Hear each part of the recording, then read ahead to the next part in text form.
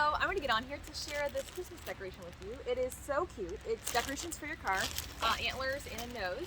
So I'll get it out and show it to you.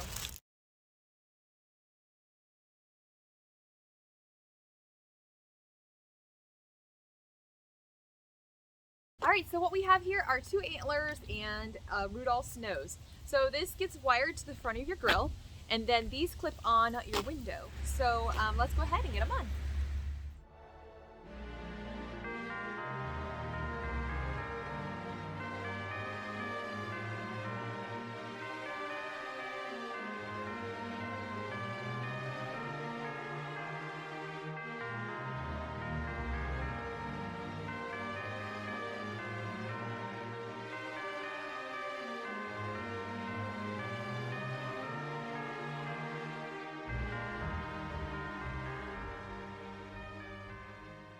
Alright, so here it is. It was super easy. You just pop the hood to reach behind to tie on the nose, and then the antlers just clipped on the windows, and then you just rolled up the windows. Super simple. So this is going to be so cute for the holidays. My kids are going to love it so much. Also, it's great. These are made of quality materials, so they should last and hold up.